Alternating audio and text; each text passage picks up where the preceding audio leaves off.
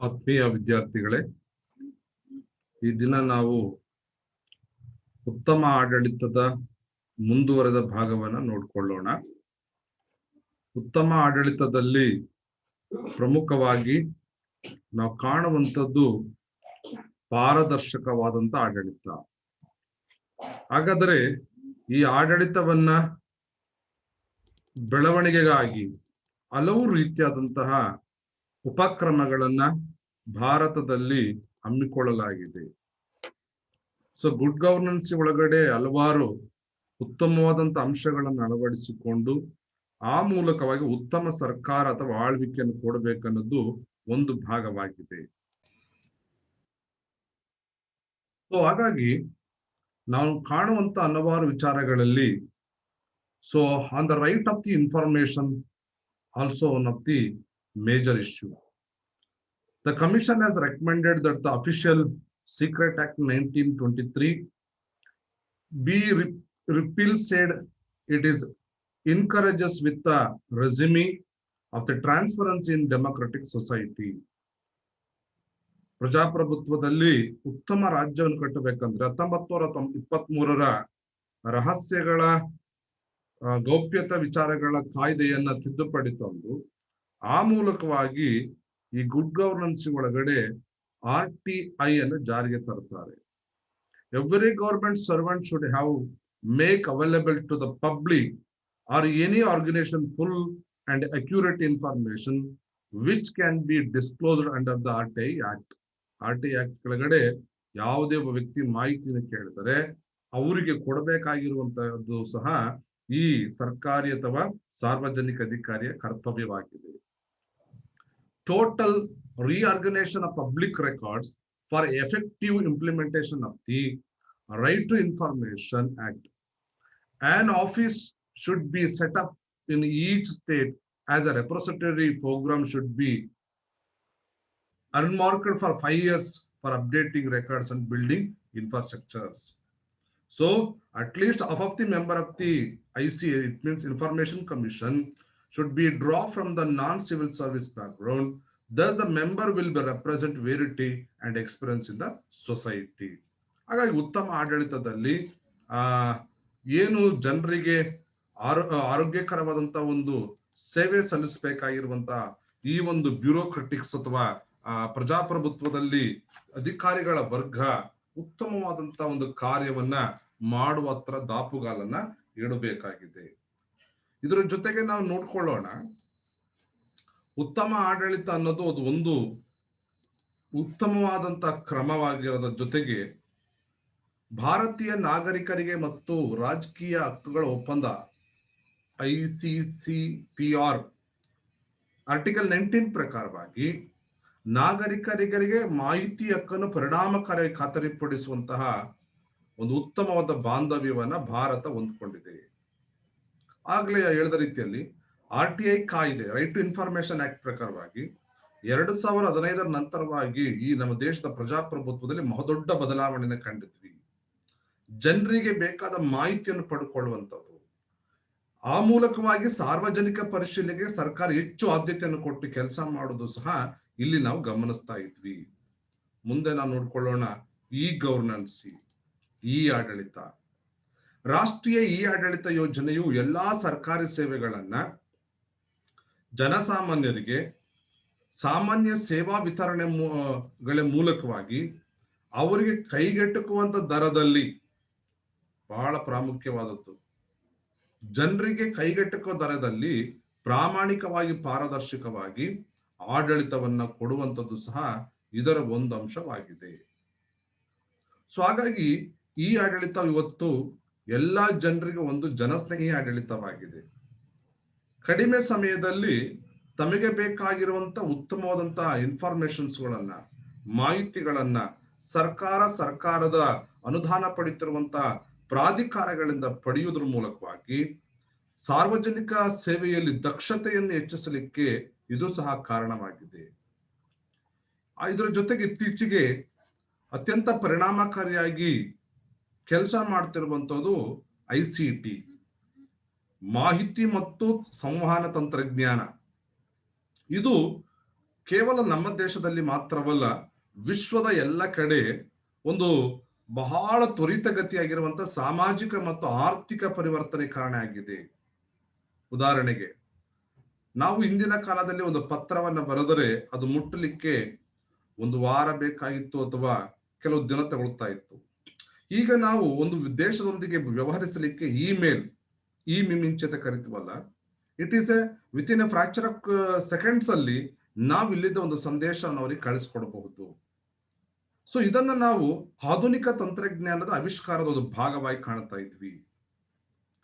ಹಾಗಾಗಿ ಆನ್ಲೈನ್ ಮೂಲಕವಾದಂಥ ವ್ಯವಹಾರ, online ಮೂಲಕವಾಗಿರುವಂಥ payments, online ಮೂಲಕವಾಗಿ ಪತ್ರ ವ್ಯವಹಾರಗಳು, ಆನ್ಲೈನ್ ಮೂಲಕವಾಗಿ ಇವತ್ತು ಖಾತೆ ತೆರೆಯುವಂಥದ್ದು, ಹಲವು ರೀತಿಯ ಯೋಜನೆಗಳು ಜನಸ್ನೇಹಿ ಆಡಳಿತವಾಗಿ ಕಂಡಿದೆ. ಇದರ ಜೊತೆಗೆ ಸರ್ಕಾರ ನೀಡುವಂತ ಸೇವೆಗಳನ್ನ ಯಾವುದೇ ಮಧ್ಯವರ್ತಿಗಳ ಕಾಟವಿಲ್ಲದೆ ನೇರವಾಗಿ ಪ್ರಯೋಜನ ಪಡ್ಕೊಳ್ಳುವಂತ ಒಂದು ಸೌಲಭ್ಯವನ್ನು ಸಹ ನಾವು ಈ ಆಡಳಿತದಲ್ಲಿ ಕಾಣ್ತಾ ಇದ್ದೀವಿ. ಈ ಆಡಳಿತದಲ್ಲಿ ಸರ್ಕಾರ ಹಮ್ಮಿಕೊಂಡಿರುವಂತಹ ಕಾರ್ಯಕ್ರಮಗಳು ಮತ್ತು ಆಡಳಿತ ಮತ್ತು ಸಂಯೋಜಿತವಾದಂತ ಅನುಷ್ಠಾನ ಆಗಬೇಕು. ಈಗ ಒಬ್ಬ ವೃದ್ಧನಿಗೆ ಪೆನ್ಷನ್ ಕೊಡುವಂತದ್ದು ಸಹ ಅವರ ಖಾತೆಗೆ ನೇರವಾಗಿ ಹಣ ಜಮಾ ಆಗೋದ್ರ ಮೂಲಕವಾಗಿ ಮಧ್ಯವರ್ತಿಗಳ ಕಾಟದಿಂದ ಇವತ್ತು ವಿಮುಕ್ತಿಯಾಗಿದೆ. ಮನಸ್ವಿನಿ ಎಂಬ ಯೋಜನೆ ಮೂಲಕವಾಗಿ ಮಹಿಳೆಯರಿಗೆ ಸಿಗುವಂತ ಮಾಶಾಸನ, ವಿಧವೆಯರಿಗೆ ಮತ್ತು ಅಂಗವಿಕಲರಿಗೆ, ಸಮಾಜದ ಅತ್ಯಂತ ನಿಕೃಷ್ಟ ಮತ್ತು ನಿರ್ಗತಿಕ ವರ್ಗಕ್ಕೆ ಅವರ ಆ ಖಾತೆಗೆ ನೇರವಾಗಿ ಸರ್ಕಾರ ಅವರ ಮಾಶಾಸನವನ್ನ ಜಮಾ ಮಾಡುವಾಗ ಅಥವಾ ಅವರ ಅಕೌಂಟಿಗೆ ಕಳಿಸುವಾಗ ಅದರ ಮೂಲಕವಾಗಿ ಅವರು ಆರ್ಥಿಕ ಸ್ವಾವಲಂಬನೆಯನ್ನು ಸಾಧನೆ ಮಾಡಬಹುದಾಗಿದೆ. ಹಾಗಾಗಿ ಈ ಆಡಳಿತವು ಜನರನ್ನ ಸಮಯವನ್ನು ಉಳಿತಾಯ ಮಾಡೋದ್ರ ಜೊತೆಗೆ ತ್ವರಿತಗತಿಯಲ್ಲಿ ಮತ್ತು ಅತ್ಯುತ್ತಮವಾದ ಸೇವೆಯನ್ನ ಸಕಾಲದಲ್ಲಿ ನೀಡುತ್ತಾ ಬಂದಿದೆ. ಹಾಗಾಗಿ ಇದರ ಪ್ರಗತಿ ಚೆನ್ನಾಗಿದೆ. ಇತ್ತೀಚೆಗೆ ಡಿಜಿಟಲ್ ಇಂಡಿಯಾ, ನಂತರವಾಗಿ ಮೇಡ್ ಇನ್ ಇಂಡಿಯಾ ಮತ್ತು ಹಲವಾರು ರೀತಿಯಂತಹ ತಾಂತ್ರಿಕ ಕಾರ್ಯಗಳಿಗೆ ಹೆಚ್ಚು ಆದ್ಯತೆಯನ್ನು ಸರ್ಕಾರ ಕೊಟ್ಟಿದೆ. And also we see the 9 pillars of the digital India. So ಈ ಡಿಜಿಟಲ್ ವರ್ಕ್ ಮಾಡ್ಬೇಕಾದ್ರೆ ಫಸ್ಟ್ ಒಂದು ಬ್ರಾಡ್ ಬ್ಯಾಂಡ್ ಬೇಕು, ಅದು ಇಂಟರ್ನೆಟ್, ಅದು ಪಬ್ಲಿಕ್ ಇಂಟರ್ನೆಟ್ ಅಕ್ಸೆಸ್ ಆಗಬೇಕು.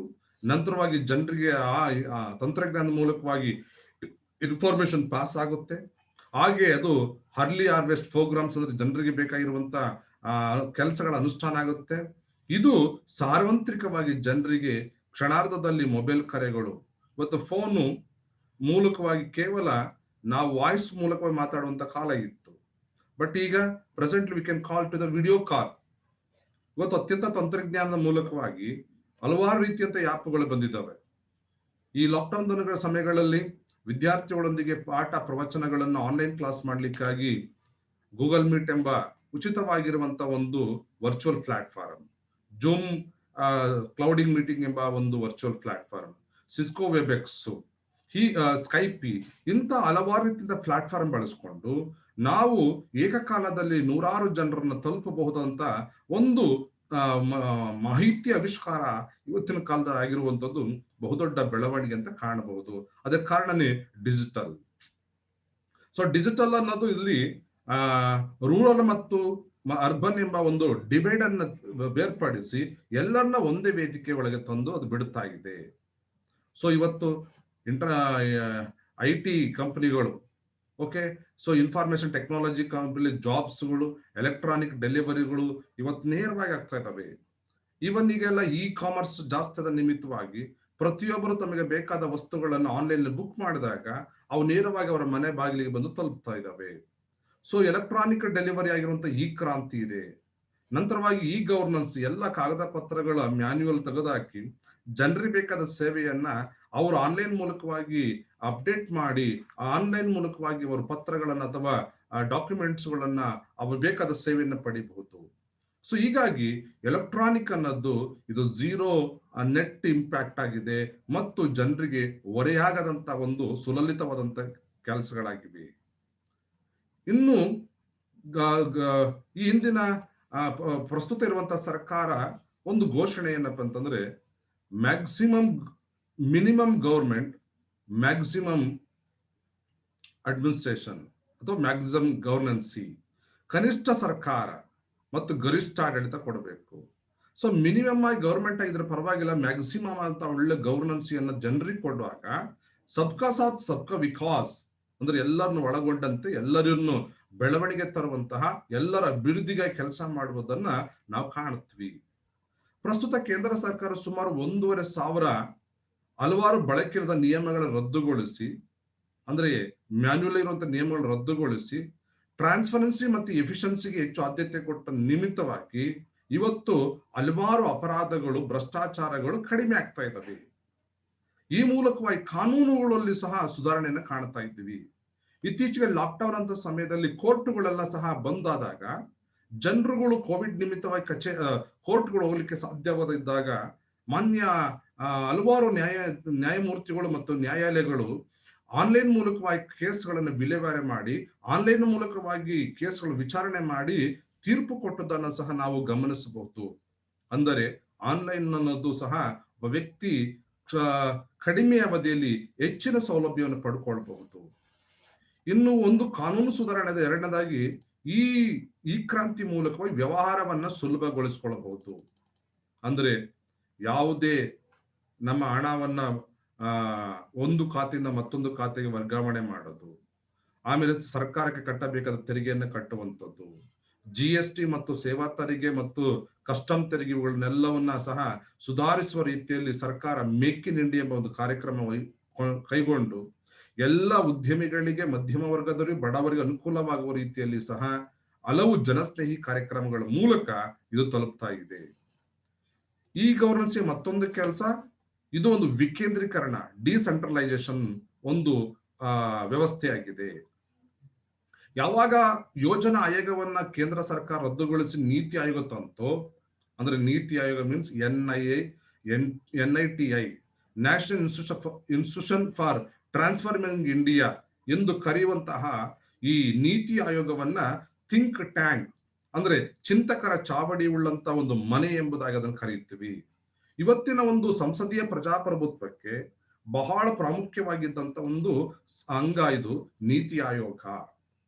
ಇವತ್ತು 14ನೇ ಹಣಕಾಸಿನಲ್ಲಿ 2015ರಿಂದ 2020ರವರೆಗೆ ಈ ಹಣಕಾಸು ಆಯೋಗ ಹೇಳ್ತಾ ಇದೆ, ರಾಜ್ಯಗಳಿಂದ ಪಡೆಯುವಂತ GST ನಾವು ಪಡ್ಕೊಳ್ಳೋ ನಿಮಿತ್ತವಾಗಿ ಅವರಿಗೆ ಕೊಡಬೇಕಾಗಿರುವಂತ ಅನುದಾನವನ್ನ 32ರಿಂದ 42% ಹೆಚ್ಚಿಸುವ ಮೂಲಕವಾಗಿ ರಾಜ್ಯಗಳಿಗೆ ಹೆಚ್ಚಿನ ಸ್ವಾತಂತ್ರ್ಯ ಕೊಡ್ತು. ರಾಜ್ಯಗಳ ಸಬಲೀಕರಣಕ್ಕೆ ಇದು ಒಂದು ಸಹ ಕಾರಣ ಐತೆ ಎಂಬುದಾಗಿ ನಾವು ಗಮನಿಸಬಹುದು.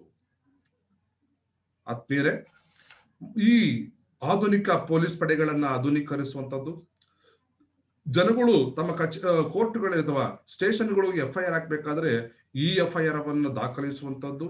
ಮೊದಲೆಲ್ಲ ಮ್ಯಾನ್ಯುಯಲ್ ಅಲ್ಲಿ ಇರ್ತಾ ಇತ್ತು, ಎಷ್ಟೋ ಕೇಸುಗಳು ದಾಖಲಾಗ್ತಿದ್ದಿಲ್ಲ. ಆದ್ರೆ ಈಗ ಆನ್ಲೈನ್ ಬಂದ ನಿಯಮಿತವಾಗಿ ನೀವು ಆನ್ಲೈನ್ ನಿಮ್ಮ ಕೇಸನ್ನು ದಾಖಲಿಸಿ ಅಪರಾಧಿಗಳನ್ನ ಪತ್ತೆ ಹಚ್ಚುವಲ್ಲಿ ಮತ್ತು ಅಪರಾಧಿಗಳನ್ನ ಅರೆಸ್ಟ್ ಮಾಡುವಲ್ಲಿ ಸಹ ಇದು ಕಾರಣವಾಗಿದೆ. ಜೊತೆಗೆ GPS ಟೆಕ್ನಾಲಜಿ ಬಂದ ನಿಮಿತ್ತವಾಗಿ ಯಾವುದೇ ಅಪರಾಧಿಗಳನ್ನ ಕ್ಷಣಾರ್ಧದಲ್ಲಿ ಪತ್ತೆ ಹಚ್ಚುವಂಥದ್ದು, ನಾಗರಿಕರಿಗೆ ಮತ್ತು ದೇಶದ ತುರ್ತು ಭದ್ರತಾ ವ್ಯವಸ್ಥೆಯನ್ನು ಕಲ್ಪಿಸುವುದು ಸಹ ಆಗಿದೆ. ಇದ್ರ ಜೊತೆಗೆ ಮಹತ್ವಾಕಾಂಕ್ಷಿ ಯೋಜನೆಗಳ ಕಾರ್ಯಕ್ರಮಗಳು ಹಾಕೊಂಡಿದೆ.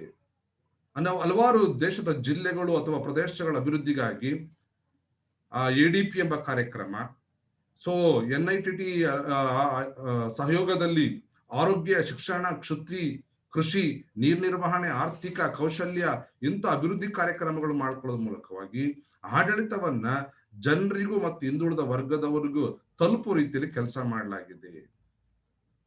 ಇನ್ನು ಉತ್ತಮ ಆಡಳಿತ ಸೂಚಾಂಕ, ಗುಡ್ ಗವರ್ನೆನ್ಸ್ ಒಂದು ಇಂಡೆಕ್ಸ್ ಏನಪ್ಪ ಅಂತಂದ್ರೆ, ಪ್ರತಿ ಡಿಸೆಂಬರ್ 25ನೇ ದಿನವನ್ನ ಗುಡ್ ಗವರ್ನೆನ್ಸ್ ದಿನ ಅಥವಾ ಉತ್ತಮ ಆಡಳಿತ ದಿನವೆಂದು ಘೋಷಣೆ ಮಾಡಲಾಗಿದೆ. 2019ರಿಂದ ಜಾರಿಗೆ ಬಂದಿದೆ. ಇದ್ರ ಜೊತೆಗೆ ಈ ಉತ್ತಮ ಆಡಳಿತದ ಮೂಲಕವಾಗಿ ಕೇಂದ್ರ ಮತ್ತು ರಾಜ್ಯಗಳು ಕೈಗೊಂಡಂತಹ ಆಡಳಿತದ ಸ್ಥಿತಿ ಮತ್ತು ಅದರ ಪ್ರಭಾವಗಳು ಎಷ್ಟರ ಮಟ್ಟಿಗೆ ಅವು ಸಕ್ಸಸ್ ಆಗಿದೆ ಎಂಬುದಾಗಿ ಅಳೆಯುವುದನ್ನು ಸಹ ನಾವು ನೋಡಬಹುದು. ಆಯಾ ರಾಜ್ಯಗಳ ಪರಿಣಾಮಕಾತ್ಮಕ ಆಡಳಿತವನ್ನು ಸಹ ಗುರುತಿಸಿ ಅವನು ಪ್ರೋತ್ಸಾಹಿಸ್ತಾರೆ. ಅಷ್ಟು ಮಾತ್ರವಲ್ಲದೆ ಯಾವ ಡಿಪಾರ್ಟ್ಮೆಂಟ್ಗಳು ಈ ಗವರ್ನೆನ್ಸ್ ಉತ್ತಮದ ಆಡಳಿತವನ್ನು ತೋರಿಸಿದವೋ, ಸಾಧನೆ ಮಾಡಲ್ಪಟ್ಟ ಡಿಪಾರ್ಟ್ಮೆಂಟ್ಗಳಿಗೆ ಡಿಸೆಂಬರ್ 25ನೇ ತಾರೀಕು ಕೇಂದ್ರ ಸರ್ಕಾರವು ಉತ್ತಮ ಗುಡ್ ಗವರ್ನೆನ್ಸ್ ಇ ಗವರ್ನೆನ್ಸ್ ಯಲ್ಲಿ ಸಾಧನೆ ಮಾಡಿದಕ್ಕಾಗಿ ಉತ್ತಮ ಪ್ರಶಸ್ತಿಯನ್ನು ಕೊಟ್ಟು ಪ್ರೋತ್ಸಾಹಿಸ್ತಾ ಇದೆ. ಇಷ್ಟೆಲ್ಲ ಇದ್ದಾಗೂ ಸಹ ಈ ಉತ್ತಮ ಆಡಳಿತಕ್ಕೆ ಗುಡ್ ಗವರ್ನೆನ್ಸ್ ಹಲವಾರು ಚಾಲೆಂಜಸ್ ಗಳಿದಾವೆ. ನಂಬರ್ 1, ರಾಜಕೀಯ ಅಪರಾಧೀಕರಣ, ಪೊಲಿಟಿಕಲ್ ಕ್ರಿಮಿನಲೈಸೇಷನ್ ಅಂತ ಕರಿತೀವಿ. ಅಸೋಸಿಯೇಷನ್ ಆಫ್ ಡೆಮೊಕ್ರೆಟಿಕ್ ರಿಫಾರ್ಮ್ಸ್ ಎಂಬ ಒಂದು NGO ಸಂಸ್ಥೆ 2019ರಲ್ಲಿ ಎಷ್ಟು ಜನ ಎಂಪಿಗಳು ಕ್ರಿಮಿನಲ್ ಅಪರಾಧವನ್ನು ಒತ್ತುಕೊಂಡಂತವರು ಆಯ್ಕೆಯಾಗಿದ್ದಾರೆ ಅಂತ ಅದು ಪರಿಶೀಲನೆ ಮಾಡಿದಾಗ ಸರಿಸುಮಾರು 2019ರಲ್ಲಿ 43% ಸದಸ್ಯರುಗಳು ಕ್ರಿಮಿನಲ್ ಅಪರಾಧವನ್ನ ಒತ್ತಂತವರು ಅಥವಾ ಅಪರಾಧಕ್ಕೆ ಒಳಗಾದಂತವರು ಇವತ್ತು ರಾಜಕೀಯಕ್ಕೆ ಬಂದಿರೋದು ಸಹ ಒಂದು ರೀತಿಯಲ್ಲಿ ನೋವಿನ ಸಂಗತಿಯಾಗಿದೆ. 2014ರಲ್ಲಿ ನೋಡುವಾಗ ಕೇವಲ ಅದರ ಸಂಖ್ಯೆ 26% ಇತ್ತು.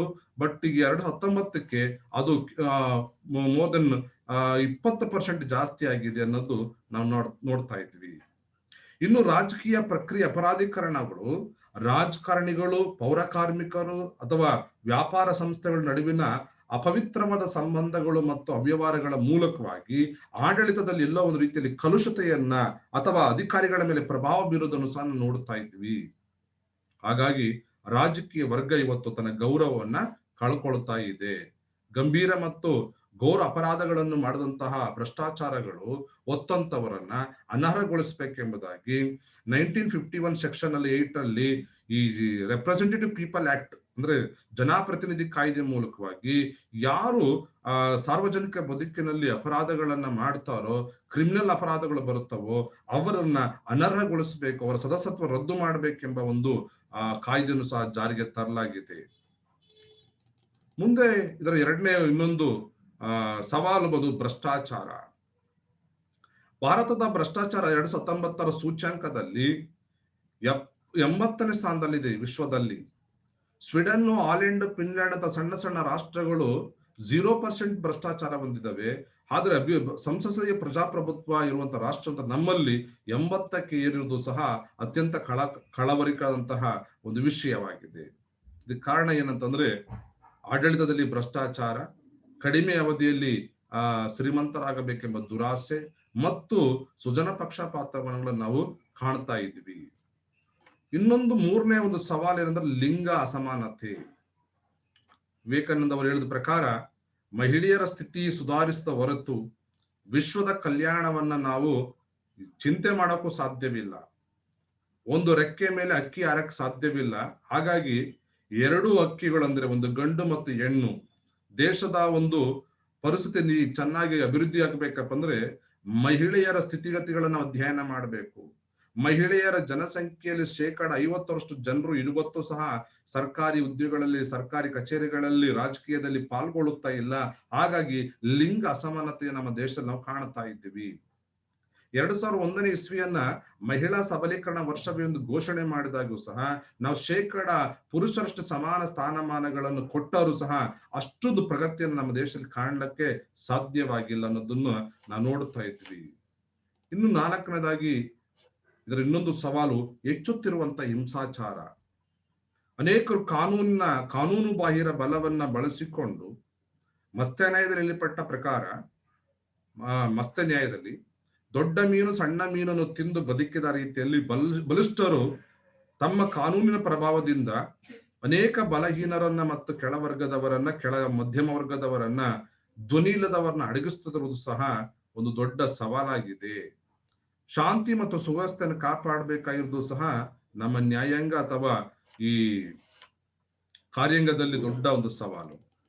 ಮುಂದೆ ಇನ್ನೊಂದು ಸವಾಲು ಅಂದ್ರೆ ನ್ಯಾಯದಲ್ಲಿ ವಿಳಂಬ.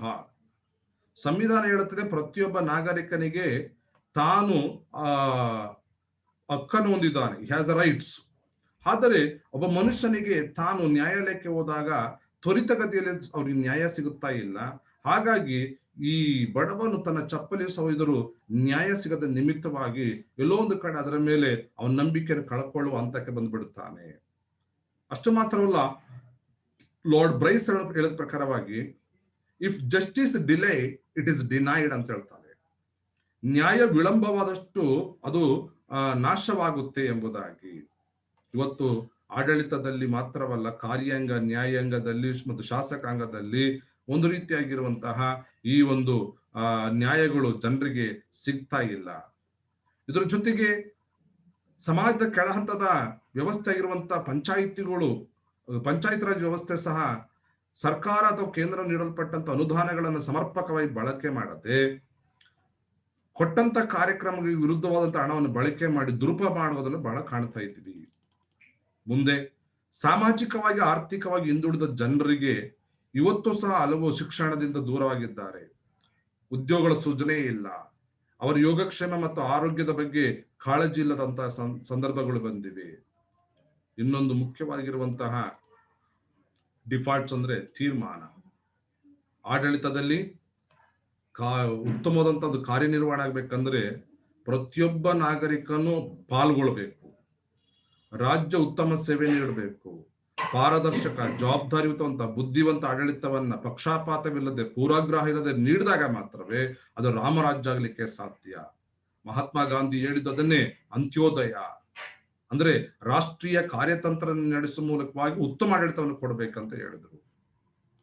ಇದರ ಜೊತೆಗೆ ಇಂದು ಮಾನ್ಯ ಪ್ರಧಾನಮಂತ್ರಿಗಳು ಹೇಳಿದ ರೀತಿಯಲ್ಲಿ ಎಲ್ಲರನ್ನು ಒಳಗೊಂಡಂತಹ ಸುಸ್ಥಿರ ಅಭಿವೃದ್ಧಿ, ಸಸ್ಟೈನಬಿಲಿಟಿ ಡೆವಲಪ್ಮೆಂಟ್ ಆಗುವಂತಹ ಸಬ್ಕಾ ಸಾಥ್ ಸಬ್ಕಾ ವಿಕಾಸ್ ಎಂಬ ವಿಶ್ವ ಆದರ್ಶಗಳ ಮೇಲೆ ಸರ್ಕಾರಗಳ ಕೆಲಸಗಳು ನಡೆಯುವಾಗ ಮಾತ್ರವೇ ದೇಶವನ್ನ ಅಭಿವೃದ್ಧಿಯ ಪಥದಲ್ಲಿ ಕೊಂಡೊಯ್ಯಲಿಕ್ಕೆ ಸಾಧ್ಯವಾಗುತ್ತೆ. ಹಾಗಾಗಿ ನಮ್ಮ ದೇಶದಲ್ಲಿ ಒಂದು ಉತ್ತಮ ಆಡಳಿತವು ಯಶಸ್ಸುಗೊಂಡರೂ ಹಲವು ಸವಾಲು ಮತ್ತು ಸಮಸ್ಯೆಗಳಿಂದ ಅದು ಮುಂದುವರಿಯುವುದನ್ನು ಸಹ ನಾವು ಕಾಣಬಹುದು. ಏನೇ ಆದರೂ ಸಹ ಬೆಳವಣಿಗೆ ಹೊಂದುವಂತ ರಾಷ್ಟ್ರಗಳಿಗೆ ಉತ್ತಮ ಆಡಳಿತ ಅನ್ನೋದು ಒಂದು ರೀತಿಯ ಮೂಳೆ ಇದ್ದ ಹಾಗೆ.